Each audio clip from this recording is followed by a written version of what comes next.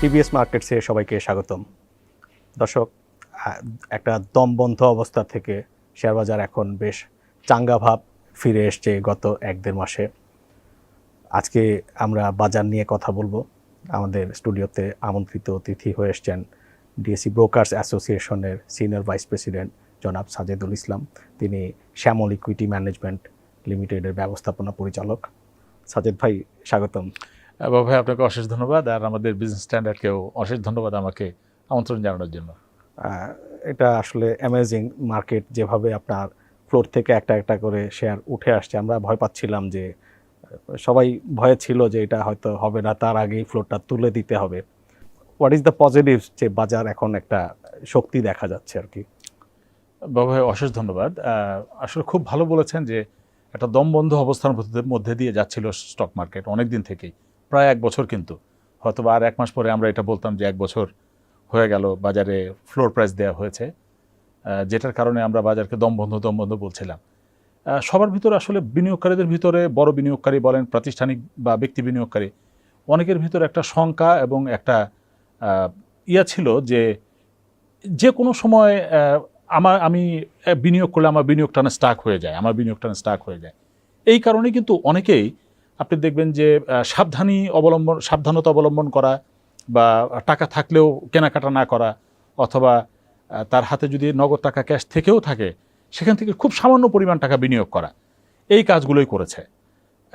যেই কারণে হয়েছে যে এই অবস্থাটার আসলে সৃষ্টি।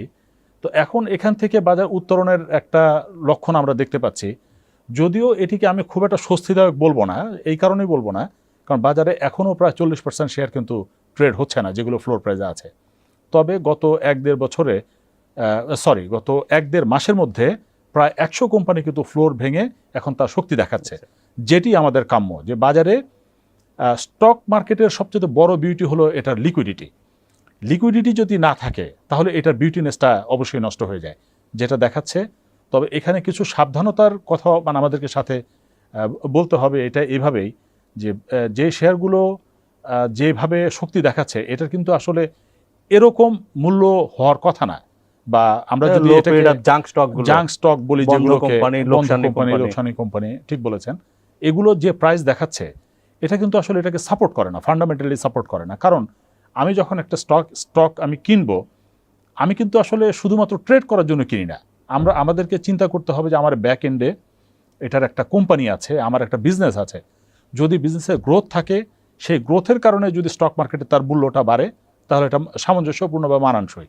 যদি এটি না হয়, তাহলে এর জন্য মূল্য কিন্তু দিতে হবে। এটা টুডে টুমোরের ব্যাপার। মূল্য যেটা দিতে হবে, যদি আমি যেটা যৌক্তিক মূল্যে না, অযৌক্তিক মূল্যে যদি কিনি, যদি বেশি মূল্যে কিনি, তার আমাকে মূল্য দিতে হবে। আর আমি যদি কোনো স্টক, আমরা যেটাকে ভ্যালু ইনভেস্টমেন্ট বলি, যেটার ভ্যালু থাকার কথা 10 টাকা, সেটি যদি ভ্যালু হয়ে থাকে 5 টাকা, আমরা এটাকে ভ্যালু ইনভেস্টমেন্ট করি, এটারও মূল্য আছে। এই মূল্যটা পজিটিভ, আর আগে যেটি বললাম এটি হলো নেগেটিভ। তো আমাদের এখানে এখন যেটি হচ্ছে যে জাঙ্ক শেয়ারগুলো যেভাবে বাড়ছে, এটির কারণে অনেক ক্ষেত্রে আমাদের এই যে বড় বড় স্টকগুলো খুব একটা ভালো পারফর্ম করছে না। সবাই জাঙ্ক শেয়ারকে চেজ করছে। এটি কিন্তু আসলে বাজারের জন্য খুব একটা স্বস্তিদায়ক না। যদিও বাজার এখন নিঃশ্বাস নিচ্ছে, আমরা আশা করি যে আপনি যেটি বললেন যে বাজার একটু শক্তি দেখাচ্ছে। বাজার তারপরে যে ইন্স্যুরেন্স স্টকে অনেকে আটকে ছিলেন, এগুলো থেকে আস্তে আস্তে বেরিয়ে আসছে। এই বেরিয়ে আসলে কিন্তু যেটি হবে যে এখান থেকে কিছু টাকা আপনার ভালো শেয়ারে আস্তে আস্তে কনভার্ট হবে, এবং আমরা মনে করি যদি এটিও হয়, অন্তত ভালো শেয়ারগুলো আস্তে আস্তে দেখবেন আবার ফ্লোর থেকে বেরিয়ে আসবে, বাজার হয়তো ঠিক হয়ে যাবে। আমরা ধারণা করছি লো ক্যাপ শেয়ার, এগুলো খুব স্মার্ট লোকের কাজ। আমার এক বন্ধু আপনার কিছু লো ক্যাপ দুর্বল কোম্পানির শেয়ার মার্কেটে মোমেন্টাম দেখে আপনার ভালো কিছু শেয়ার বিক্রি করেও সেগুলোতে ট্রেড করে মোটামুটি পুষিয়ে ফেলেছে আর কি। সে হাসাহাসি করছে আমাকে নিয়ে। বাট যারা শেষ পর্যন্ত এখানে আটকাবে, তাদের জন্য আপনার সাবধান না, সেটাই আমি তো ওই সাবধানতার কথা বললাম, যে কারো না কারো কাছে কিন্তু সর্বোচ্চ মূল্যের স্টকটাই থাকবে, ওনাকেই তো আসলে মূল্যটা দিতে হবে। তাদের কাছ থেকে ডিভিডেন্ড আশা করা ঠিক হবে না। আপনি তো এই কোম্পানিগুলো থেকে ডিভিডেন্ড পাবেনও না, আমরা পাচ্ছিও না। যেহেতু বললেন যে বন্ধ কোম্পানি বা যে কোম্পানিগুলো জেড গ্রুপের কোম্পানি, এগুলো নানানভাবেই তো তারা ডিভিডেন্ড দিতে পারে না, দেখি সে জেড গ্রুপ।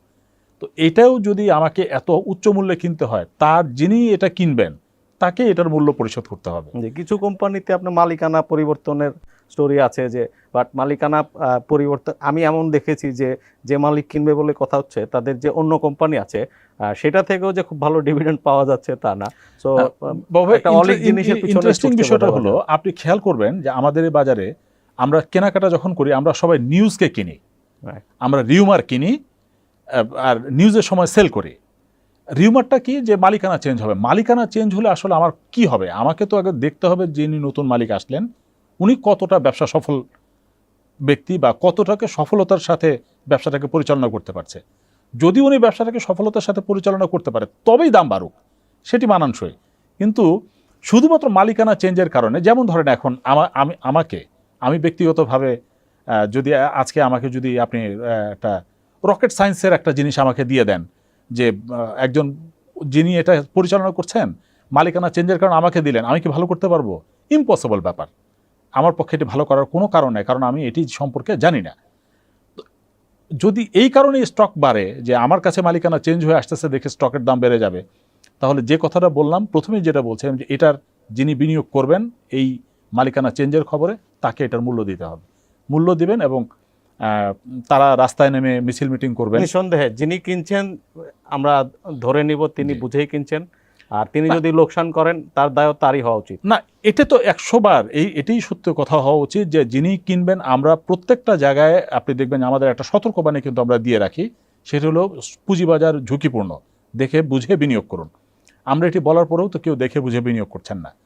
বিনিয়োগ যদি দেখে বুঝে না করেন তাহলে তো হবে না। আর এখন আমাদের স্টক মার্কেটের একটা নতুন জিনিস তো আপনি যেটা আমরা বললাম যে চালু হয়েছে, সেটি হলো যে আমরা হয়তো ধারণা করছি যে কেউ এসে আমাকে উদ্ধার করবে, কেউ হয়তো আমি কেন এত দামে কিনলাম, কেন এটা পড়ে যাবে, এই ধরনের যে একটা মনোভাব তৈরি হয়েছে, এটি যদি বাজারে চেঞ্জ না হয় তাহলে বাজারকে এর চাইতেও, এখন যে মূল্য আমরা দিচ্ছি এর চাইতেও চরম মূল্য দিতে হবে। আমরা এক সময় এটি যদি হয় তাহলে আমরা বাজারে কোনো বিনিয়োগকারী খুঁজে পাবো না। নিঃসন্দেহে। এখন বাজারে নতুন ফান্ড ঢুকছে কিনা, আপনি তো ভেরি কানেক্টেড জি, উইথ কোন ধরনের ফান্ড, কোন ধরনের ইনভেস্টরদের অ্যাটিটিউড কি, যদি আমাদেরকে একটু ভেঙে বলেন। হ্যাঁ, অ্যাটিটিউডটা আসলে হলো যে নতুন ফান্ড কিছু ইনজেক্ট হচ্ছে, এটা আমরা মানে আপাতত দেখতে পাচ্ছি। তার তো প্রতিফলনও বাজারে দেখছি, যেটি আপনি দেখেন আমাদের গত মাস দেড়েক আগেও বাজারে আমাদের দৈনিক লেনদেন ছিল 300-400 কোটি টাকা, এখন সেটি 1000 কোটি টাকার কাছাকাছি বা কোনোদিন 1000 কোটি টাকা ক্রস করছে, লেনদেন হচ্ছে। এই লেনদেনের একটি বড় অংশ হলো আপনার যে শেয়ারগুলো আছে সেটাতেই ট্রানজ্যাকশন হওয়া, আরেকটি অংশ আসে ফ্রেশ ফান্ড। তবে ফ্রেশ ফান্ড আসছে, এই ফ্রেশ ফান্ড আসার একটা বড় কারণ হলো অনেকদিন থেকে তো বাজার আসলে ড্রাউজি অবস্থায় ছিল, বিনিয়োগকারীরাও টাকা হাতে নিয়ে অনেকে সাইডলাইনে ছিলেন, সাইডলাইনে বসে থাকতে থাকতে তারাও আসলে ক্লান্ত। শেয়ার মার্কেটের একটা বিউটি হচ্ছে, প্রচুর মানুষ আমি চিনি যারা আপনার বিও অ্যাকাউন্ট থেকে পারতে টাকা তোলে না। জি জি, হয়তো বাজার খারাপ বা একটা ফল আসছে, জি, বিক্রি করে রেখে দেয়। আমি এরকম চিনি 3 বছরে বিও অ্যাকাউন্টের 1 পয়সা তুলেনি, 80% 90% অফ দ্য ফান্ড ফ্রি করে রেখে দিয়েছে। তার কাছে সুইটেবল কোনো এনভায়রনমেন্ট বা ইনভেস্টমেন্ট অপরচুনিটি আসেনি, সে কিছুই কেনেনি। জি, এটা সত্য। হ্যাঁ, এটিও যেমন সত্য। আসলে এই জাতীয় যে বিনিয়োগকারী, এদের জন্য একটা দায় কিন্তু আমাদের। এই দায়টা কেমন, যে আমরা আপনি দেখেন গত 20 বছরে আমরা মানে বলতে পারবো না যে 20টা স্টক আমরা বাজারে দিয়েছি, 10টা স্টক, 5টা স্টক গত 20 বছরে আমরা দিয়েছি, যেটি আমি বলতে পারি যে হ্যাঁ আমার 20 বছরের জন্য আমি রেখে দিলাম, বা আমি এটি আমার মানে জেনারেশনের জন্য রেখে দিলাম, যেটি যেই ধরনের স্টক জেনারেশন গ্যাপ দেয়, এই ধরনের কোনো স্টক কিন্তু আমরা গত 20 বছরে দিতে পারিনি। কারণ কি, বা আমরা কেন দিতে পারিনি, সেটি হলো যে এই ধরনের স্টক দিতে হলে যেই ধরনের কোম্পানিগুলোকে বাজারে আনতে হবে বা তাদেরকে যেভাবে নার্সিং করে আনার কথা, এই জাতীয় কোম্পানি আমরা আনার কোনো ব্যবস্থাই নেই। আমাদের এখানে যেগুলো ঢুকছে ম্যাক্সিমাম কোম্পানি হলো মানে ঋণগ্রস্ত, দায়গ্রস্ত, তাদেরকে ব্যাংক লোন দেয় না দেখে তারা এখন স্টক মার্কেটে আসছে। আপনি দেখেন আমরা যখন আমাদের যেসব ব্রোকাররা ফরেন ফান্ডদেরকে নিয়ে কাজ করে, প্রাইমারি মার্কেটকে বলা হচ্ছিল the ultimate dumping ground, right, যেটা বলছিলাম যে আমাদের যারা ফরেন বিনিয়োগকারীদেরকে নিয়ে কাজ করেন, তারা যখন কোনো জায়গায় মার্কেটিংয়ে যান, এটা আমার নিজের ইয়াতে শোনা, একজন বিনিয়োগকারী সরাসরি বলেছেন যে তোমরা যে এই গত 20 বছর ধরে একই শেয়ারের নাম বলছো, এই যে 5টা 10টা ব্লু চিপস কোম্পানির নাম বলো 20টা, এর বাইরে কি তোমাদের শেয়ার বাজারে কি কোনো নতুন শেয়ার লিস্টেড হয়নি? আসলে তখন আমাদের উত্তর দেওয়ার মতো কোনো উত্তর থাকে না। আমাদের এখানে এই জাতীয় কিছু জিনিস দিতে হবে, যে স্টকের কারণে আমার এখানে একটা নতুন জেনারেশন, নতুন বিনিয়োগকারী আসবে। কারণ প্রতি 5 বছর 10 বছর তো একটা জেনারেশন তৈরি হয়। এই জেনারেশনকে যদি আমরা বাজারমুখী করতে না পারি, বাজারমুখী করতে হলে এই জাতীয় স্টক অবশ্যই আমাকে দিতে হবে, এবং এটিকে নিয়ে আমাদের কাজ করতে হবে। যতক্ষণ পর্যন্ত এই জাতীয় কাজ আমরা করতে না পারবো, ওই যেটি আপনি বললেন যে একজন বিনিয়োগকারী তার বিনিয়োগের একটা অংশ 3 বছর ধরে ফেলে রেখেছেন, এবং উনি কি বিনিয়োগ করবেন? বিনিয়োগ করার মতো স্টক যদি না থাকেন, বা অন্য কোনো যদি স্টক, অন্য কোনো যদি অপশন না থাকে, তাহলে তো সে বিনিয়োগ করবে না। এখন আমাদের সময় এসছে নতুন স্টক দেয়া অথবা অন্য কোনো অপশন তার জন্য তৈরি করা। এইগুলো যদি তৈরি করতে না পারি, তাহলে বাজার বা এই যে আপনাদের ঢাকা চট্টগ্রাম স্টক এক্সচেঞ্জে ট্রেডিং এর অপরচুনিটি কি যথেষ্ট কিনা?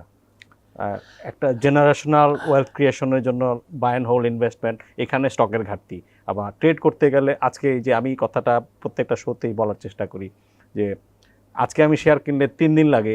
হ্যাঁ, ওয়েদার যে দেখেন আপনি ইন্ডিয়াতে বা any stock market intraday trading হচ্ছে, তারপরে যারা আপনার শর্ট টার্ম ট্রেডিং এর যারা অভ্যস্ত হচ্ছে, কিন্তু সবাই শর্ট টার্ম ট্রেডিংই করছে মার্কেটে। ইনফ্যাক্ট তাই শর্ট সেলিংটা চালু করা যাচ্ছে না এত বছর ধরে। আপনারা আমি শুনেছি যে ব্রোকারেজ কমিউনিটি নাকি চাচ্ছিল যে এগুলো আস্তে আস্তে আসুক, এগুলো দ্রুত চালু করা। না, আসলে হ্যাঁ, আপনি ঠিক বলেছেন। এই জাতীয় জিনিসগুলো অবশ্যই দিতে হবে। কারণ কি, যে আমরা পৃথিবী থেকে তো পিছিয়ে থাকলে চলবে না। এই জাতীয় আপনি যে অপশনগুলোর কথা বললেন, এগুলো আমাদের এখানে শুধুমাত্র একটাই ইনস্ট্রুমেন্ট, সেটি হলো ইকুইটি। ইকুইটির বাইরে আমাদেরকে আরও অনেকগুলো ইনস্ট্রুমেন্ট দিতে হবে। যেমন তার মধ্যে একটা হলো আপনার আমাদের বন্ড ট্রেডিং করতে দিতে হবে। এই যে আমরা পার্শ্ববর্তী দেশের কথা যখন বলি, ইন্ডিয়াতে তাদের বন্ড ট্রেডিংটাই কিন্তু অনেক বড়। বন্ড ট্রেডটা অনেক বড় একটা ট্রেড এখানে অংশগ্রহণ করে, অথবা তাদের ইন্টারডে ট্রেডের কারণে তাদের ট্রেড ভলিউমটা বিশাল। আমাদের এখানে এই জাতীয় অপশনগুলো নাই। এটি আসলে দেওয়া উচিত, এবং অনেক দিন আগেই দেওয়া উচিত ছিল। আর অনেক জিনিসই আমাদের এখানে এখনও তৈরি হয় না, কারণ আমাদের এই এনভায়রনমেন্টও এখনও ঠিক হয় নাই, বা ইনফ্রাস্ট্রাকচারও ওই পরিমাণ এখনও ম্যাচিওর হয় নাই। তবে এগুলো যদি দিতে হয়, আসলে একটু ভেবেচিন্তে, একটু সময় নিয়ে আস্তে আস্তে দিতে হবে। আমরা যেভাবে বলছি এভাবে যদি একদম ঢালাওভাবে দিয়ে দেয়, কারণ আমাদের এখানে যে আমাদের যে বিনিয়োগকারী, আমাদের বিনিয়োগকারীর ম্যাক্সিমাম বিনিয়োগকারী আসলে প্রাতিষ্ঠানিক বিনিয়োগকারী না, ব্যক্তি বিনিয়োগকারী। এই ব্যক্তি বিনিয়োগকারীরা কিন্তু এই জাতীয় জিনিসগুলোর, এই যে অপশনগুলো, এগুলো বুঝবেন না। না বুঝলে যেটা হবে যে তারা লোকসানে পড়বেন। আমাদের মিউচুয়াল ফান্ড কিনুক, ইনস্টিটিউশনাল ফান্ড ট্রেড না, আমাদের এখানে তো আসলে হ্যাঁ, মিউচুয়াল ফান্ড, আমাদের তো মিউচুয়াল ফান্ডের বিষয়টা আরও আরেকটা পেইন আমাদের বাজারের জন্য। কারণটা হলো যে মিউচুয়াল ফান্ডগুলো কিন্তু আসলে এরকম পারফরমেন্স করতে পারছে না, যেটি আমি মিউচুয়াল ফান্ডকে বিশ্বাস করব। দেখেন, আপনি গত কিছুদিন থেকে মিউচুয়াল ফান্ডের সম্পর্কে যে রিউমার বা যে ধরনের তথ্য আমরা পেয়েছি, তো এখন আমরা আসলে কাউকে বলতে পারি না যে আপনি আত্মসাৎ করেছে, এই জাতীয় হ্যাঁ এরকম কিছু থাকার কারণে আমরা কিন্তু আসলে বলতে পারি না যে আপনি মিউচুয়াল ফান্ডে বিনিয়োগ করেন। মিউচুয়াল ফান্ড সত্যি বা মিউচুয়াল ফান্ড হ্যাঁ, যেটা ইন্ডিয়াতে সবসময় এটি আপনি সিনেমা হলে গেলেও দেখতে পাবেন যে মিউচুয়াল ফান্ড সহি হ্যায়। এই যে তবে সাজেদ ভাই, ভালো কিছু ফান্ড ম্যানেজার আছে, যেমন আপনাদের ব্রোকারেজ কমিউনিটিতে কয়েকটা ব্রোকার টাকা পয়সা নিয়ে পালিয়েছে। হ্যাঁ, but I still trust you. আপনার এখানে এমবিও অ্যাকাউন্ট খুলি, টাকা দিই। তো এটা সব ইন্ডাস্ট্রিতে আছে, ভালো ফান্ড ম্যানেজার আছে। ভালো অবশ্যই আছে, ভালো অবশ্যই আছে। আমরা বলছি না যে মানে সব খারাপ, এটা তো অবশ্যই বলার আপনি কনফিডেন্টলি রেকমেন্ড করতে পারেন না। কনফিডেন্টলি রেকমেন্ড করতে পারছি না। আরেকটা হলো যে আমাদের মিউচুয়াল ফান্ডের যে তার যে বিনিয়োগের ব্যাকএন্ডে যে বিনিয়োগটা, আমরা এটি বারবার বলেছি যে এটি যেন ট্রান্সপারেন্ট হয়। এটি যতদিন ট্রান্সপারেন্ট না হবে, ততদিন পর্যন্ত কিন্তু মিউচুয়াল ফান্ডে কেউ বিনিয়োগ করবে না। কারণ যদি ভেঙে বলবেন, যেমন আমি আপনাকে বলি যে একটা মিউচুয়াল ফান্ড, সে ফান্ডের কত অংশ কোন স্টকে বিনিয়োগ করেছে, এটি কিন্তু তারা ডিসক্লোজ করে না। আপনি দেখবেন যে আপনি মিউচুয়াল ফান্ডের ওয়েবসাইটে যান, গিয়ে দেখবেন যে তাদের হয়তো 50% টাকা কিছু স্টক মার্কেটে বিনিয়োগ করা, আর 50% টাকা লেখা আছে আদার্স। এই আদার্সটা কি? এই আদার্সটা আপনি ডিসক্লোজ করতে হবে। কারণ আমাকে তো দেখতে হবে যে আপনি কোন রেটে বিনিয়োগ করেছেন। ধরেন আমি একটা উদাহরণ দিই, বাজারে আপনি একটা স্টক বিনিয়োগ করেছেন, আপনি মিউচুয়াল ফান্ড 20 টাকা করে আপনার কেনা মূল্য। এটি যদি বাজার 18 টাকা হয়, তাহলে আমি কেন সেই মিউচুয়াল ফান্ড কিনবো? কারণ মিউচুয়াল ফান্ড কেনা মানে ওই স্টকটা আলটিমেটলি আমাকে 18 টাকা যেটা আমি মার্কেটে পাই, সেটা আমাকে কিনতে হচ্ছে 20 টাকায়। আমি তো এই জাতীয় জিনিস আমাকে যখন ক্যালকুলেশন করতে শিখবো, তখনই একমাত্র আমি বিনিয়োগ করব যে হ্যাঁ আপনি এখন বাজারে দাম আছে 20 টাকা, কিন্তু আপনার ক্রয় মূল্য যখন হবে 15 টাকা, আমি তখনই একমাত্র মিউচুয়াল ফান্ড কিনবো, আদারওয়াইজ আমি মিউচুয়াল ফান্ড কিনবো না। আর আমাদের এখানে মিউচুয়াল ফান্ড কেনার যে বা সারা পৃথিবীতে মিউচুয়াল ফান্ড মানুষ যেভাবে কেনে সেটি হলো এনএভি দেখে কেনা। আমাদের এনএভিগুলো ফিক্সড ইসিএস এনএভি। এই এনএভি যদি আপনি যতদিন পর্যন্ত ঠিক না হবে বা এটি ক্যালকুলেশন যদি ঠিক না হয় ততদিন পর্যন্ত মিউচুয়াল ফান্ড কাজ করবে না। প্রায় 35,000 ক্লায়েন্ট আপনাদের জি। শ্যামল ইকুইটিতে, অনেক পুরনো একটি হাউস, আমরা আঙ্কেলদের মুখে নাম শুনেছি। জি। আপনার ফাদার একজন সেন্ট্রাল ব্যাংকের ব্যাংকার কর্মকর্তা ছিলেন, জি। সেখান থেকে তিনি পাশাপাশি স্টক মার্কেটে আসা যাওয়া করতে করতে মেম্বার হয়ে গেলেন। তো জি। আপনি পারিবারিকভাবে স্টকের সাথে অনেক দিন, আই মিন ফ্রম চাইল্ডহুড বলা যায় আর জি, কি, জি। যে শেয়ার বাজার পরিবারের সদস্য। জি। ডু ইউ এনজয় যে এখন আমাদের লোকজন মার্কেটে যতটুকু অ্যাক্টিভ আছে? আমি ক্লাস 2-3-তে যখন পড়ি তখন থেকে দেখতাম আব্বা মাঝে মাঝে কি কি ফিল আপ করতেন। তো এটি যখন একটু বড় হয়ে বুঝলাম যে IPO এটিকে form। IPO form. তো তখন থেকেই আসলে আমাদের বাসায় একটা পারিবারিক এনভায়রনমেন্ট ছিল। স্টক সারাদিনই শেয়ার, টেলিফোনে কথা বলতেন শেয়ার। তখন তো যে টিএনটি টেলিফোন ছিল বাসায়, তখন নতুন টেলিফোন এসছে। অফিস থেকে আসার পরেও দেখতাম কোথায় কোথায় সারাদিন খালি শেয়ার শেয়ার শেয়ার, এগুলো নিয়ে কথাবার্তা বলা। তখন থেকেই আসলে একটা যেটা পারিবারিকভাবে একটা ইন্টারেস্ট যেটা হয় এটি হয়েছে আমারও। তাই ওই এনভায়রনমেন্টের কারণে নিজের ভিতরেও একটা তৈরি হয়েছে। আমরা যখন মানে স্কুল পেরিয়ে যখন কলেজ ইউনিভার্সিটিতে গেলাম তখন কিছু টাকা পয়সা হলে আমরাও মানে আব্বার সাথে করেছে, ভাই বোনরা মিলে একটু একটা দুটো আইপিও আবেদন করা যায় কিনা। আইপিও আবেদন করে তখন আসলে এরকম আইপিও করলে খুব বেশি লাভ হতো না।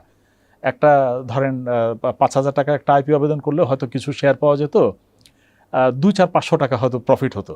তখন 2-4-500 টাকাই এই প্রফিটটাই কিন্তু আমাকে আসলে করেছে যে না এটা একটা ভালো জায়গা, এখানে মানে আপনার এই উই ক্যান কনসিডার। হ্যাঁ যে কনসিডার যে এখানে আমি আমার লাইফটা করতে পারি। আর যেহেতু পারিবারিক একটা ব্যবসা ছিল, আব্বা এটি 1993-তে মানে ব্যবসাটা শুরু করেছেন, মানে এই ব্রোকারেজ সার্ভিসটা। তো তখন থেকেই উনি দেখতেন, আর আমি 2006 সাল থেকে এটির বর্তমান এমডি হিসেবে আছি। এইভাবেই আসলে চলা। আর আমার বর্তমান যে ক্লায়েন্ট বেজ, আমাদের খুব বড় ক্লায়েন্ট বেজ আমি বলবো না, কিন্তু আছি আলহামদুলিল্লাহ, ভালো ফ্যামিলি চলছে। ফার্ম হিসাবে যথেষ্ট বড়ই বলা যায়। আলহামদুলিল্লাহ। আমার প্রশ্নটা হচ্ছিল যে এই যে প্রায় 35,000-এর মতো ক্লায়েন্ট, জি। তাদের কত পার্সেন্ট আপনার লাইফ টাইম এখন পর্যন্ত ইনভেস্টমেন্ট রিটার্নে পজিটিভ আছে, কত পার্সেন্ট নেগেটিভ আছে, আপনার একটা না, ধারণা? আমাদের এখানে আসলে হয়েছে কি, আমাদের মতো যারা ইন্ডিভিজুয়াল ব্রোকার তাদের এখানে যে স্টক যে বিনিয়োগকারীগণ আছেন তাদের কিন্তু খুব বেশি প্রবলেম বেশি নাই। তার কারণটা একটাই, সেটা হলো আমরা আসলে আমাদের অ্যাবিলিটি নাই মার্জিন দেয়ার। ওকে, আমরা যেহেতু মার্জিন দেওয়ার অ্যাবিলিটি নাই, আমরা মার্জিন দেইও না। মার্জিন যদি না আপনি যদি নেন, স্টক মার্কেটে লোকসান হওয়ার পসিবিলিটি আপনার খুব কম। কারণ হলো যিনি মার্জিন না নেন ওই লোকগুলো কখনোই, আমরা দেখেছি এটা আমাদের একটা নিজস্ব ডেটাবেজ আর কি, তারা কিন্তু জাঙ্ক শেয়ারে বিনিয়োগ খুব কম করেন। ওকে। আর জাঙ্ক শেয়ারে যারা বিনিয়োগ করেন তারপরেও তাদেরও কিন্তু কোনো না কোনো সময় দেখবেন যে প্রাইসকে বিট করে। একটা সময় যে প্রাইসটা ছিল হিস্ট্রিক্যাল প্রাইস, এটাকেও বিট করে। আমি দেখেছি যে 2-4-5-10 বছর পরে হলেও ওই প্রাইসটাকে বিট করে। অপেক্ষা করলে কেনা দাম পাওয়া যায়। অপেক্ষা করলে কেনা দাম পাওয়া যায়। তো এই কারণে আমরা যেহেতু খুব বেশি বা মার্জিন দিতে পারি না, আমাদের এখানে কিন্তু বিনিয়োগকারীরা এটি মানে আমাদের ব্লেসিংস, এটি কিন্তু আমাদের কোনো মানে না যে আমরা করেছি, বিষয়টা তা না। আর আমরা যেটি দেখি যে বাজারে মানে সবচেয়ে বেশি দেখবেন আপনারা ওনারাই সব সময় কষ্টের কথা বলেন বা কথা বলেন যিনি বাজারে মার্জিন নিয়েছেন।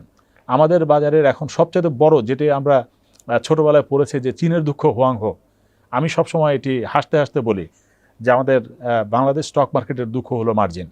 এই যতদিন পর্যন্ত এই মার্জিনকে আপনি একদম জিরো করতে না পারবেন, এই বাজারে এখনো যে হাহাকার শুনছেন এই হাহাকার লেগেই থাকবে। এটি ম্যান্ডেটরিলি লেগে থাকবে, এটি কোনোদিন চেঞ্জ হবে না, চেঞ্জ হওয়ার সুযোগও নাই। তার কারণ হলো যে যখনই আপনি মার্কেটে ওঠানামা হবেই, যখন উঠবে আপনার তখন বিনিয়োগ সক্ষমতাটা বাড়ে, ওনাকে আরও নতুন করে বিনিয়োগ করতে উৎসাহিত করে, এবং আপনি টাকা নিয়ে আসবেন, আপনাকে আমি আরও টাকা দিব, পাম্পিং করব, বাজার ফুলে ফেপে বড় হবে, আপনার বিনিয়োগ বড় হবে। কিন্তু কিছুদিনের ভিতরে এটি তো অবশ্যই কারেকশনে যাবে, রিস্কটা ইনভার্টেড পিরামিডের মতো বাড়তে সেটাই। থাকে। যখন কারেকশনে যায় তখন আপনার টাকা সহ আমার টাকা সহ যখন কারেকশনে যাবে তখন অ্যাট এ টাইম আমরা যেটাকে বলি ফোর্স সেল, যে প্রেশার সেলটা আমরা দেওয়ার কথা বলি, এটি যখন পড়ে তখন কিন্তু টোটাল বাজারটা হুড়মুড় করে পড়তে থাকে। আপনি একটা জিনিস খেয়াল করে দেখবেন যে আমাদের এই বাজারে যখন বাজার পতন হয়, কোনো একটা ইন্ডিভিজুয়াল সেক্টরের পতন হয় না, বা কোনো একটা স্টক পড়েছে তা না। বাজার খারাপ মানে কি একদম সমস্ত শেয়ার খারাপ। এর একটা বড় কারণ হলো আমরা বাজারকে পাম্পিং করে, এই যেটিকে আমরা বলি যে মার্জিন দিয়ে বাজারকে আনডিউভাবে পাম্পিং করেছি। এখানে আমার শক্তি সাথে মার্জিন শক্তি দুটো একসাথে হয়ে বাজার ফুলে ফেপে বড় হয়েছে। এটা বিহেভিয়ারাল কিছুটা, নন মার্জিনেবল শেয়ারগুলোতে একই বিষয় দেখা যায়। মানে যখন আপনি ওই শেয়ারগুলো যখন মানে বড় ধরনের পতন হয়, বড় ধরনের পতনের সাথে নন মার্জিন শেয়ারও পড়বে, এটি খুব স্বাভাবিক ব্যাপার। এই জন্যই কিন্তু আমাদের টোটাল বাজারটা অ্যাট এ টাইম পড়ে যায়। আর আজকে আপনি মার্জিন থেকে যদি বেরিয়ে আসতে পারেন, বাজার পড়লে আপনার কি, আপনি যদি আপনি বিনিয়োগ করেছেন, আপনি যদি বিক্রি না করেন কোনো সমস্যা নেই, আপনি 2 দিন অপেক্ষা করেন, 3 দিন অপেক্ষা করেন, বাজার এটাকে ঘুরবেই। আর যেটিতে মার্জিন নিয়েছেন, বাজার যখন পড়তে থাকবে প্রতিদিন নতুন নতুন বিনিয়োগকারী ফোর্স সেলের আওতায় পড়েন, প্রতিদিন নতুন নতুন বিনিয়োগকারী ফোর্স সেলের আওতায় পড়বে। যে রেটেই কিনুক না কেন, যে সর্বনিম্ন রেটে কিনেছেন উনিও ফোর্স সেলের আওতায় পড়েন। একটা পর্যায়ে গিয়ে যখন সমস্ত ফোর্স সেল শেষ হয় বা তখন গিয়ে এই পতনটা থামে। আবার কিছুদিন পরে আপনাদেরকে মানে বা বিনিয়োগকারীদেরকে এই লোভের ইয়াতে ফেলে আবার বাজারটাকে পাম্পিং করা হয়। এইভাবে দেখবেন প্রতিনিয়তই বাজারে বিনিয়োগকারীরা সবসময় বেশি ক্ষতিগ্রস্ত হচ্ছেন এই মার্জিনের মানুষ জন্য। তো উল্টোটা করলেই পারে, যখন এই যে যেটা ওয়ারেন বাফেট বলে যে সবাই যখন লোভী হয় তুমি তখন ভয় পাও, জি, এটি করলেই পারি আমরা সবাই। এটি তো আমরা সবাই আসলে করব না, কারণ যিনি স্মার্ট বিনিয়োগকারী সবাই তো একসাথে স্মার্ট হতে পারে না। দেখেন, একটা স্টকের যেই মূল্যেই আপনি কেনা বেচা করেন না কেন, যে কোনো একজন উইন করবে। যিনি বিক্রি করছেন উনি মনে করলেন যে এটি সর্বোচ্চ দাম, আর যিনি কিনেছেন উনি ওই দিনই একই লোক আরেকজন মনে করছেন যে এটি বোধহয় বাইং প্রাইস, আগামীকালকে থেকেই বাড়বে। এখান থেকে কিন্তু একজনই মাত্র উইন করবে, আরেকজন অবশ্যই লুজ করবে। এটি স্টক মার্কেটের বিহেভিয়ার। ডাইভার্সিফাইড অপিনিয়নের সমুদ্র বলা যায় সেটাই স্টক মার্কেটকে। এই জন্য আপনি আসলে মানে অ্যাট এ টাইম সবাই তো স্মার্ট হতে পারবে না। অ্যাট এ টাইম স্মার্ট হওয়াটা একটু ডিফিকাল্ট ব্যাপার। দেখেন, সারা পৃথিবীতে কিন্তু ওয়ারেন বাফেট একজনই, সারা পৃথিবী সবাই তো আর ওয়ারেন বাফেট হয় না। তার ফলোয়ার আছে। আমরা শুরুতে যে বিষয়টি নিয়ে কথা বলছিলাম যে বাজারটা একটা চাঙ্গা ভাব, কিন্তু দুর্বল শেয়ারের আধিপত্য, এবং ব্লু চিপ শেয়ারগুলোর আমি গতকাল পর্যন্ত দেখেছিলাম যে 30টা DSE শেয়ারের মধ্যে 23টাই ফ্লোরে আটকা। তো এখান থেকে কোনো ইমপ্রুভমেন্ট আপনি এক্সপেক্ট করছেন কিনা? হ্যাঁ বাবু ভাই, আমাদের তো আসলে এক্সপেকটেশন তো হলো যে তাড়াতাড়ি এগুলো হোক, মানে ফ্লোর থেকে বেরিয়ে আসুক। আর আমরা সবচেয়ে যেটা আমাদের মানে চাওয়া সেটি হলো যে আসলে ফ্লোর প্রাইসটাকে তুলে দেওয়া উচিত। আমরা চাই যে এই মুহূর্তে ফ্লোর প্রাইসটা আসলে বাজারের জন্য এটা কোনোভাবেই কাঙ্ক্ষিত না। তবে রেগুলেটর যেটা বলেছে যে ফ্লোর প্রাইসটা মানে এই যে যেগুলোর ফ্লোর ইররিলেভেন্ট হয়ে গেছে অলরেডি, হ্যাঁ, এইভাবেই আস্তে আস্তে ফ্লোর প্রাইস, এইভাবে আস্তে আস্তে হলেও দেখেন, ফ্লোর প্রাইসটা এমন একটা জিনিস, এটি কিন্তু আমার একটা ডিমান্ড। আমি আজকে একটা কথা বলি যে বাজার যদি আপনি সমস্ত শেয়ার যদি আস্তে আস্তে ফ্লোর প্রাইস থেকে উঠে একটা পর্যায়ে যায়, আমরা কিন্তু আবার কিছুদিন পরে বলবো যে নতুন ফ্লোর প্রাইস দেন। যখনই পড়তে যাবে তখনই বলবো ফ্লোর প্রাইস দেন। তো এইভাবে তো আসলে একটা মানে মার্কেট চলে না।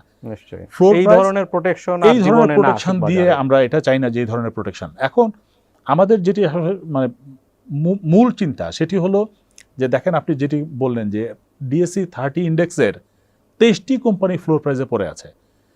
তার অর্থটা হলো যে সমস্ত ব্লু চিপস টাইপ আসলে ফ্লোর প্রাইসে পড়ে আছে। তো কেন ফ্লোর প্রাইসে? এটার একটা বড় রিজন কিন্তু আসলে আমরা দোষারোপ করব বা আমরা তাদেরকে প্রেশার দেই। আমি নিয়ন্ত্রণ সংস্থার কথা বলছি। অনেক ক্ষেত্রে তারাও আসলে অপারগ। তাদেরকে তো শুধু মানে সবার কথাই চিন্তা করতে হয়, বিনিয়োগকারীর কথাও চিন্তা করতে হয়, উনি যেই চেয়ারে আছেন সরকারের কথাও চিন্তা করতে হয়। একটা জিনিস আমাদের কাছে আছে, সেটি হলো যে আমাদের এখানে ফরেন বিনিয়োগকারী আছে প্রায় $2 বিলিয়ন বিনিয়োগ আছে এই মুহূর্তে, হয়তোবা $1.5-2 বিলিয়ন। আপনি দেখেন যে শেয়ারগুলো সবচেয়ে বেশি ফরেন স্টেক আছে বা বিনিয়োগ আছে, এইগুলো প্রতিদিন একটা সেল প্রেশার আছে। তার অর্থ হলো এই বিনিয়োগকারীরা যারা ফরেন বিনিয়োগকারী আছে তারা আসলে এই বাজার থেকে বেরিয়ে যেতে চাচ্ছে। টাকার যেমন ধর্ম, যে টাকার ধর্মটা হলো যে ফ্লাই করা, যেখানে টাকা পাবে সে ওখানে যাবে, যেখানে ইনকাম জেনারেট হবে। এখন আমাদের বাজার থেকে ওনারা বেরিয়ে যেতে চাচ্ছেন, আসলে নিশ্চয়ই অন্য কোনো সেক্টর আছে বা অন্য কোথাও বিনিয়োগ করলে ওয়েস্টার্ন হ্যাঁ। বন্ড মার্কেট ইজ মোর সেটাই, মানে যেখানে বিনিয়োগ করলে তারা লাভবান হবেন, তাদের টাকাটা ওখানেই যাবে, এটি খুব স্বাভাবিক ব্যাপার। হয়তোবা আমাদের এখান থেকে ওখানে এই মুহূর্তে বিনিয়োগ করলে লাভ হবে দেখেই তারা চলে যেতে চাচ্ছে। বিষয়টা এমন না যে আমাদের বাজারের প্রতি তারা মানে তারা অবিশ্বস্ত বা আমাদের বাজারকে তারা পছন্দ করছে না, বিষয়টি তা না। আবার যদি ওই বাজার বা আপনি যেটি বললেন যে ওয়েস্টার্ন বাজার, ওখান থেকে যদি দেখে যে রিটার্ন এই বাজারে বেশি, সমস্ত টাকা বা ফ্লাই করে চলে আসবে। এটাই আসলে টাকার ধর্ম বা মানে যেটা আমরা কারেন্সি বলি, যে কারেন্সির ধর্ম। এখন এখানে আমাদের একটা বড় প্রবলেম হয়ে দাঁড়িয়েছে। আমাদের যেহেতু পত্রপত্রিকার মাধ্যমে বা যে কোনোভাবে আমরা জানি যে আমাদের এই মুহূর্তে সরকার একটু ক্রাইসিসের মধ্যে দিয়ে যাচ্ছে, আমাদের ফরেন রিজার্ভ। এখন যদি এনারা যদি সেল করে বেরিয়ে যায়, তাহলে হয়তো $1-1.5 বিলিয়ন যদি বিক্রি করে, এখন এটি পেমেন্ট দেওয়া তো আমাদের জন্য আসলে একটু কষ্টকর ব্যাপার। এটিও কিন্তু আসলে একটা বিবেচ্য বিষয় যে এই মুহূর্তে যদি ফ্লোর প্রাইসকে তুলে দেওয়া হয়, একটা দেশের ইকোনমিতেও একটা বড় ধরনের ক্রাইসিস হয়তো তৈরি হতে পারে দেখে আসলে তারা তুলছেন। যাই হোক, শেষ ভালো যার সব ভালো সেটাই। তার। তবে একটা জিনিস যে এই আমাদের চেয়ারম্যান স্যারও কিন্তু ওনার একটা বক্তৃতায় বলেছিলেন যে বিদেশিরা কিন্তু এটা ভালো চোখে দেখছে না। কারণ আমরা বিদেশে যাচ্ছি, নানানভাবে বোঝানোর চেষ্টা করছি আপনি আমাদের দেশে বিনিয়োগ করুন। আমাদের দেশে বিনিয়োগ করতে এসে তারা যদি দেখেন যে এই বাজার থেকে বেরিয়ে যাওয়া যায় না, তাহলে কিন্তু না, আমার সাথেও কয়েকজন ফরেনারের কথা হয় হোয়াটসঅ্যাপে, এবং তারা মানে বিশ্বাসই করতে পারছে না যে এতদিন ধরে এই ফ্লোর প্রলং করছে। সেটাই না, বিষয়টা এরকম যে আপনি একটা জায়গায় ঢুকবেন, যদি বেরিয়ে যেতে না পারেন, আপনার যদি এক্সিট রাস্তাটা না থাকে, তাহলে কিন্তু আপনি এখানে আসবেন না। তা আমরা এখন যত কথাই বলি যে নতুন বিনিয়োগকারী আসুক, কারণ এটির যে প্রবলেমটা হবে যে এটাই কিন্তু সব সময় প্রচারিত হচ্ছে যে এখানে ফ্লোর প্রাইজের কারণে বিক্রি করা যাচ্ছে না। তাহলে অন্য যে বিনিয়োগ আমরা চাই, আমরা তো শুধুমাত্র যে স্টক মার্কেটে বিনিয়োগ তা না, আমাদের দেশে ইনফ্রাস্ট্রাকচার, আমাদের দেশে ইন্ডাস্ট্রি, আমাদের দেশে অনেক কিছুতে বিদেশিরা বিনিয়োগ করবে বলে আমরা সবসময় বলি, আশা করি। এই বিনিয়োগও কিন্তু বাধাগ্রস্ত হবে এটির কারণে। সরকার যদি এটিকে একটু সুনজরে নিতে পারেন, তাহলে কিন্তু অন্য বিনিয়োগ হবে, মানে আমরা মানে ঢোকার যে রাস্তাটা এটি তৈরি হবে। তারপরে এই যে দেখেন এই শেয়ারগুলো স্টক মানে লেনদেন না হওয়ার কারণে সরকার প্রতিদিন বড় ধরনের একটা ট্যাক্স থেকে কিন্তু বঞ্চিত হচ্ছে। আমাদের এখান থেকে যে ধরনের ট্যাক্স প্রতিদিন সরকার পায়, আমরা প্রতিদিন প্রতি ট্রানজাকশনে ট্যাক্স দেই, এই ট্যাক্স থেকে সরকার বঞ্চিত হচ্ছে। বা বাজারের দুর্বলতা, বাজারের আর কি। জি, আপনি ব্যক্তিগতভাবে আপনি কি ক্যাপিটাল গেইন আর লভ্যাংশ দুইটার মধ্যে সুইট কোনটা বেশি? আসলে প্রত্যেকটি লাভই সুইট। ওকে, মানে আপনার ক্যাপিটাল গেইন হোক, এটিও সুইট, লভ্যাংশও সুইট, যেটিকে আমরা ডিভিডেন্ড বলি। দেখেন আমাদের কিছু কিছু জিনিস আছে যেটি আপনি যেমন একজন চাকরিজীবী, উনি যেরকম বেতন পান, প্রতি মাসে যখন বেতন পান তার কিন্তু খুব ভালো লাগে। এরকম কিছু বিনিয়োগ আপনার থাকাও দরকার, যেটি প্রতি বছর আপনাকে একটা সুইট বা এই যে বেতনের মতো করে একটা টাকা দিয়ে যাবে, বা যেটি বার্ষিক বেতন বলা যায় আর কি। এটি এই জাতীয় বিনিয়োগ যদি কারো না থাকে, তাহলে কিন্তু তার মানে ভালো হবে না। এই জন্য আপনি যে বিনিয়োগটা করবেন, বিনিয়োগে আমরা যেরকম পোর্টফোলিও বলি যে একটা বাস্কেটের ভিতরে সমস্ত ডিম না রাখা, এমনভাবেই আসলে পোর্টফোলিওটাকে সাজানো উচিত, যেটি আপনাকে কিছু শেয়ার ক্যাপিটাল গেইনের জন্য রাখবেন, কিছু বিনিয়োগ রাখবেন যেটি আপনাকে বাৎসরিক একটা ভালো ডিভিডেন্ড দিয়ে যাবে। এরকম অনেক যেই ডিভিডেন্ড যারা দেয়, এগুলোই কিন্তু এখন ফ্লোর প্রাইজে পড়ে আছে। আমরা যেটি মনে করি যে এখন খুব উৎকৃষ্ট একটা সময়, ভালো স্টকে বিনিয়োগ করার উৎকৃষ্ট সময়।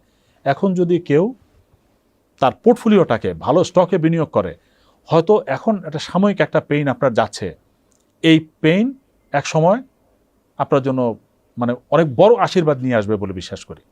সো ইটস এই যে ব্লু চিপ শেয়ারের এই যে ডিপ্রেশন, এটা অ্যানাদার ব্লেসিং ইন ডিসগাইজ।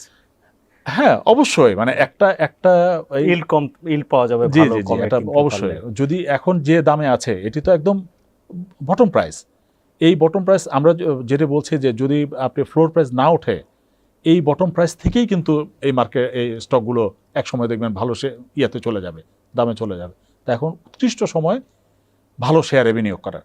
আমরা যে কোনো স্টকে বিনিয়োগ করতে আমি বলছি না, তো আমি যদি একজন সাবধানী বিনিয়োগকারী এই ব্লু চিপসগুলোতে বিনিয়োগ করে, ব্লু চিপস হলো তখনই হবে যখন তার ডিভিডেন্ড এবং যে স্টক মার্কেটে যে তার মূল্য এটি যখন সঙ্গতিপূর্ণ থাকবে তখনই তাকে ব্লু চিপস বলবো। আমরা এমন না যে ডিএসসি 30 হলেই যে সে ব্লু চিপস, বিষয়টি কখনো তা মানে একটা অফিশিয়াল ব্লু চিপ এন্ড ক্রুজ সেন্সে ব্লু চিপ যাকে বলছি সেটাই। এখন এটিকে দেখে নিজের মতো করে চিন্তা করে নিজের মতো বিচার বিবেচনা করে তাকে অ্যানালাইসিস করে একজন যদি বিনিয়োগকারী বিনিয়োগ করে, এর চাইতে উৎকৃষ্ট সময় আপাতত আর নাই। আপনার তো সমাজে বিভিন্ন লেভেলের ইনভেস্টরদের সাথে ওঠা বসা যোগাযোগ হয়, তো ফ্রেশ ফান্ড ইনভেস্ট করার জন্য ব্লু চিপ শেয়ারে এখন ইন্টারেস্ট কেমন দেখছেন? না, সত্যিকার অর্থে আসলে এই মুহূর্তে এরকম খুব একটা নাই। কারণ কি, এটা আপনি বাজারে তাদের যে ট্রেড, আপনি ট্রেড দেখলেই বুঝতে পারবেন যে ব্লু চিপসে আসলে কেউ বিনিয়োগ করতে এই মুহূর্তে চাচ্ছে না। সুযোগ খুঁজছে কিনা যে টাকা পয়সা রেডি করছে, লেট মি ট্রাই। তবে আমরা যেটি জানি যে আসলে সাইডলাইনে কিন্তু অনেক টাকা আছে, প্রত্যেক বিনিয়োগকারী যারা সাইডলাইনে বসে আছে তারা মনে করছে যে যে কোনো সময় যদি ফ্লোর প্রাইসটা তুলে দেওয়া হয়, হয়তো আমি এই শেয়ারগুলোই 10-20% কম দামে হয়তো পেতে পারি। তারা এই সময়টার জন্য অপেক্ষা করছেন। আচ্ছা, আর আরেকটা বিষয়, আপনাদের ঢাকার বাইরে যেমন রাজশাহী বিশ্ববিদ্যালয়ে আমি পড়েছি, সেখানে প্রথম যে প্রাইভেট সেক্টরের হাউসটা আপনারা নিয়ে গেছেন। ঢাকার বাইরের হাউসগুলোতে আপনার বিনিয়োগকারীদের এঙ্গেজমেন্ট আমরা 10 সালের মার্কেটে দেখেছি, আমি তখন ওখানে ছিলাম, খুব রোরিং ছিল আর কি। এখন এঙ্গেজমেন্টটা কি আগের চাইতে বেড়েছে নাকি মানুষ শেয়ার বাজার বিমুখ? না, আসলে হয়েছে কি যে বিও অ্যাকাউন্ট কমেছে হয়তো, আইপিও এখন এই মুহূর্তে আসলে ওরকম আগে যেরকম স্বতঃস্ফূর্ততা ছিল ওরকম নাই। তবে একদম যে খুব খারাপ সেটি বলবো না, কারণ এখন কিন্তু দেশের যেহেতু ইকোনমি অনেক ডেভেলপ করেছে, প্রত্যেকটা জেলা শহরগুলোতে কিন্তু মানুষের হাতে বিনিয়োগ করার মতো যথেষ্ট পরিমাণ টাকা আছে। আমরা যদি যেটি বারবার বলছি যে ভালো স্টক যদি দেয়া যায়, তাহলে আপনি এখান থেকেও প্রচুর বিনিয়োগ এই জেলা শহরগুলো থেকে, স্পেশালি যে বড় জেলা যেগুলো, এগুলো থেকেও যেরকম পাবেন, ছোট জেলাগুলোতেও বা উপজেলাগুলোও কিন্তু কোনো অংশে কম না। আমরা আসলে কোনো জায়গাকেই ছোট করে দেখার কোনো সুযোগ নাই, কারণ আমাদের দেশে ইকোনমি ডেভেলপ করেছে, দেশের ব্যবসা বাণিজ্য বড় হয়েছে, প্রত্যেকটা জায়গায় বড় হয়েছে। দেশের প্রত্যেকটা জেলার লোকজন এখন বিদেশে থাকে, মানুষ শিক্ষিত হয়েছে, তারা এখন জানছে। আর আমাদের নানান মিডিয়ার কারণে এখন তো স্টক মার্কেট আসলে সব জায়গায় পৌঁছে গেছে। তো স্বতঃস্ফূর্ততা আছে, তবে এই মুহূর্তে একটু কম, যেহেতু আসলে এখন আমরা আমাদের টোটাল মার্কেটের অবস্থাটাই যেহেতু খারাপ, আমরা ঢাকাকে যেভাবে দেখছি আসলে জেলা শহরগুলো তো একই, একটু ড্রাউজি অবস্থায় আছে। এটার জন্য লং টার্ম মাস্টার প্ল্যান লাগবে, ইনস্টেড অফ যে অ্যাডহক বেসিসে আজকে একটা কালকে একটা, এগুলো করলে নিশ্চয়ই এটা সুফল পাওয়া যাবে না। আপনার টপ 5 হোল্ডিং জি এটা, এবং কেন আপনি শেয়ারগুলো হোল্ড করছেন? টপ 5 হোল্ডিং বলতে দর্শকরা আসলে আমি আমার ব্যক্তিগত ইনভেস্টমেন্টের কথা যদি বলেন, আমি আমার ব্যক্তিগত ইনভেস্টমেন্টের আমার ম্যাক্সিমাম বিনিয়োগই আছে হলো আপনার যেই শেয়ারগুলো এখন আর ট্রেড হয় না, যেটি ফ্লোর প্রাইসে আটকা, সবগুলোই হলো আপনার মাল্টিন্যাশনাল কোম্পানি। মাল্টিন্যাশনাল কোম্পানিগুলোতে বিনিয়োগ করার একটা রিজন আমার আছে, সেটি হলো যে তাদের বুকস অ্যান্ড অ্যাকাউন্টস কিন্তু ট্রান্সপারেন্ট। আপনি তাদেরকে বিশ্বাস করতে পারেন, তারা যেই অডিটরকে দিয়ে অডিট করায় সেই অডিটরকে আপনি বিশ্বাস করতে পারেন। দ্যাটস ওয়াই আমি ব্যক্তিগতভাবে মনে করি যে অডিটরকে, তারপরে কোম্পানি ম্যানেজমেন্টে কারা আছে, এটি যদি আপনি বিচার বিবেচনায় নেন, তাহলে আপনাকে এই কোম্পানিগুলোতেই বিনিয়োগ করতে হবে। আমি আমার বিনিয়োগ কখনোই, যেটি আপনি বললেন যে ওয়ারেন বাফেটের কথা, আমি হয়তো ওনার মতো না বা ওনাদের মতো ফলো করতেও পারবো না, আমাদের এখানে সেই ব্যবস্থাও নাই। তবে একটা জিনিস আমি মাথায় রেখেছি, সেটা হলো যে আজকে যদি স্টক মার্কেট বন্ধও হয়ে যায়, আমার কোম্পানি কিন্তু আমাকে বাৎসরিক যে বেতনটা সেটি কিন্তু দিয়ে যাচ্ছে, দেবে। আমাদেরকে আপনি কখনো দেখবেন না যে আমরা খুব একটা মানে কষ্টের কথা বলি, কারণ আমি জানি যে আমি প্রতিদিন আমার এখান থেকে লাভ হবে না, আমি বিনিয়োগ করেছি, বিনিয়োগের আমার প্রত্যেকটা বিনিয়োগ আসলে লং টার্ম। আমরা শর্ট টার্ম বিনিয়োগও যে করি না তা না, শর্ট টার্ম বিনিয়োগ করি, মাঝে মাঝে বাজারে যে দুষ্টমিগুলো হয় তার সাথেও কখনো কখনো করি, কিন্তু সেটি আমাদের টোটাল বিনিয়োগের 1% 2% বা টাইনি, যেটি আজকে যদি টোটাল টাকা লস হয়, পুরোটাও যদি লস হয় হয়ে যায়, এটা হাসতে হাসতে যেন আমি এটিকে নিতে পারি। এটি অনেক ক্ষেত্রে আমরা হাসতে হাসতে বন্ধুদের সাথে টেবিল থাপড়িয়ে বলি যে দোস্ত কি খাবি নে, কত টাকা খাবি খা, এরকম একটা বিষয়। যে তার অর্থই না যে আমি জানি যে ও আমার সব টাকা খেয়ে ফেলতে পারবে, বিষয়টি কিন্তু তা না। আমরা ওরকম যেরকম হাসির ছলে যে কথা বলি, এই বিনিয়োগগুলো আমার হাসির ছলের বিনিয়োগ। প্রতিদিন মার্কেটে যা হচ্ছে আপনারা তার বাইরে থাকতে চাইলেও পারবো না সেটি। আর আমার ব্যক্তিগত বিনিয়োগের আমি সবসময় মনে করি যে স্টক মার্কেট যদি আজকে বন্ধও থাকে, যেমন আমাদের কোভিডের কারণে যখন 2 মাস বন্ধ ছিল, তখন আমি ওইটা নিয়ে চিন্তা করিনি, কারণ আমি এমন জায়গায় বিনিয়োগ করেছি যে বিনিয়োগ আমাকে রিটার্ন বছর শেষে দেবে, আমাকে প্রতিদিন দেবে না। আদর্শ বিনিয়োগ যাকে বলে তারই গল্প শোনালেন আপনি। এখন যে পরিস্থিতি আছে বাজারে, সেখান থেকে নেক্সট 6-7 মাস ইলেকশন বা আগামী 1 বছর আপনি কি ফোরকাস্ট করছেন? এই ইলেকশনকে কেন্দ্র করেও কিন্তু বাজার এখন কিছুটা একটু যেটি বললেন মানে একটু ডাল অবস্থায় আছে ইলেকশনটাকে কেন্দ্র করে। তো ইলেকশন যদি আমরা দেখি যে আসলে একটা ভালো মতো ফ্রি অ্যান্ড ফেয়ার ইলেকশন যদি হয়ে যায়, তাহলে আগামী এই 2024-এর পরের 2 বছর আমি মনে করি যে আমাদের স্টক মার্কেটের জন্য এটি ব্লেসিংস টাইম, ভালো সময় আসবে। আর আসলে শুধু এটির সাথে আরও অনেক কিছু আছে যে আমাদের বিনিয়োগ করার ক্ষেত্রে এগুলোকে যেমন চিন্তা করতে হবে, ব্যাক এন্ডে বিনিয়োগের যে কোম্পানিগুলো আছে, কোম্পানিগুলো কেমন ব্যবসা করছে এটি দেখাও আসলে খুব জরুরি। নিঃসন্দেহে কোম্পানিগুলোর আর্নিংস থেকেই তারা লভ্যাংশ দেবে, এবং লভ্যাংশ ছাড়া যদি স্টকে র্যালি হয়, আর্নিংস ছাড়া র্যালি হয়, সেটা টেকসই হয় না। অবশ্যই আপনি যথার্থই বলেছেন। আশা করি আমাদের দর্শকরা এখান থেকে একটা ভালো লেসন নিতে পারবে। থ্যাংক ইউ সাজেদ ভাই।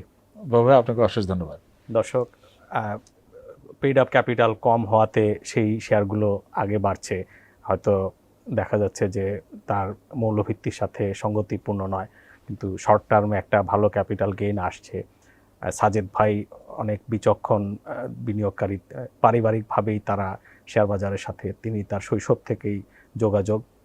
তিনি বলছিলেন যে don't be the last person to buy the junk stocks.